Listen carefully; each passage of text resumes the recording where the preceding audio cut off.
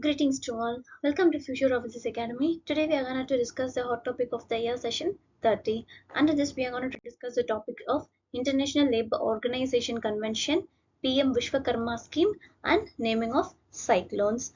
Our first topic is about International Labour Organization Convention.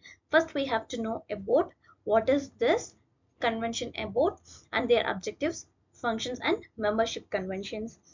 The international organization was created in 1919 as part of the Treaty of Versailles that ended in the World War I to reflect the belief that universal and lasting peace can be accomplished only if it is based on this social justice. In 1946, the International Labour Organization became a specialized agency of United Nations. It is devoted to promoting social justice and internationally recognized human and labor rights, pursuing its founding mission that labor peace is essential to the prosperity. The headquarters is located in Geneva, Switzerland. Now, what are the objectives of it?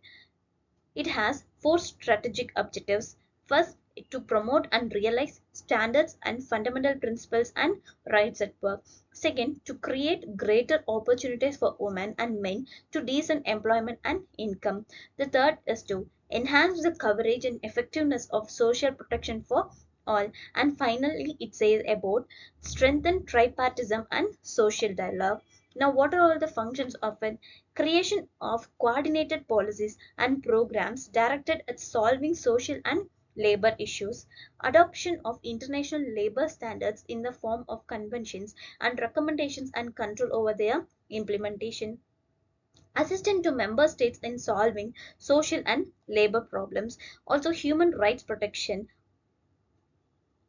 and it says about research and publication of works on the social and labor issues. Now we have to know about the memberships of International Labour Organization. It has nearly 187 state members. India is a founding member of this organization and it has been permanent member of the governing body since 1922.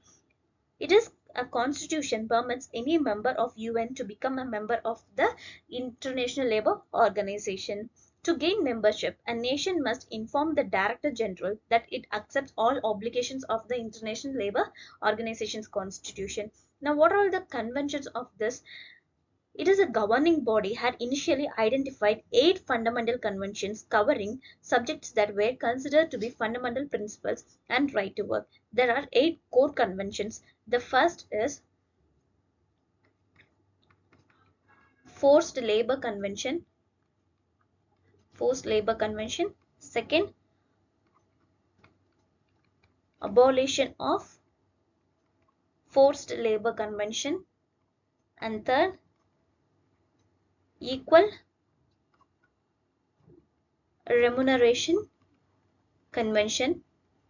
Fourth, Discrimination, Employment Occupation, Employment Occupation Convention. And fifth, Worst Forms of Child Labor Convention. And sixth, Freedom of Association and Protection of Rights to Organized Convention. And seventh,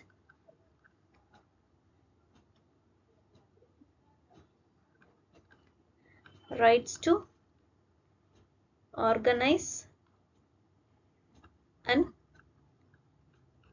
Collective Bargaining Convention. And the eighth is Minimum Age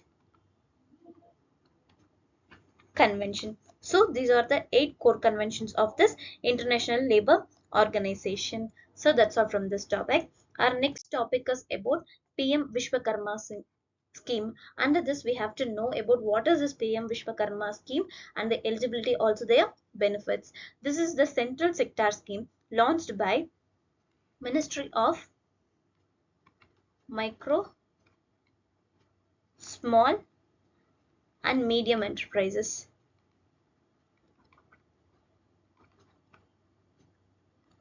which offers the services like market linkage support, skill training, and incentives for digital transactions to artisans and craftspeople engaged in specific trades.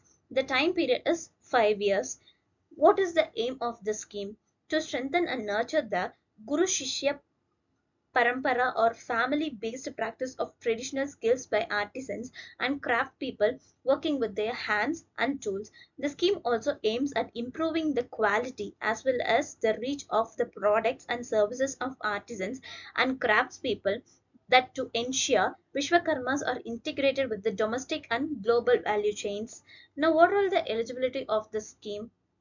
It is available for rural and urban artisans and craftsmen across the India. It covers 18 traditional crafts such as boat maker, armor, blacksmith, hammer, and toolkit maker.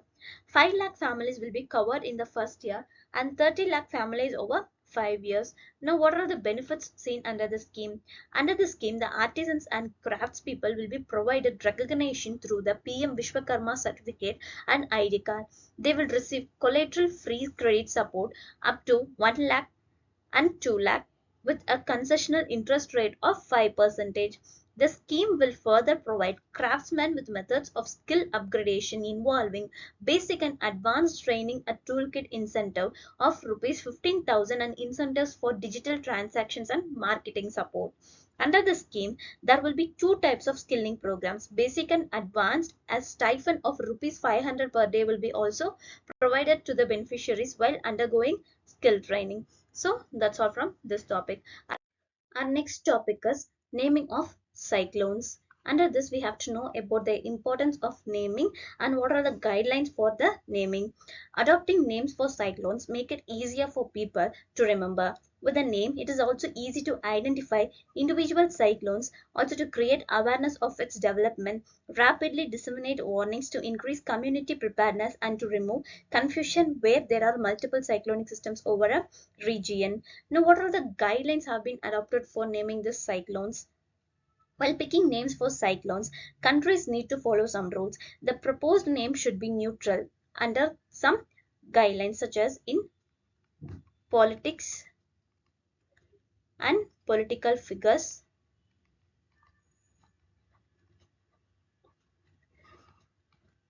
Next, religious beliefs.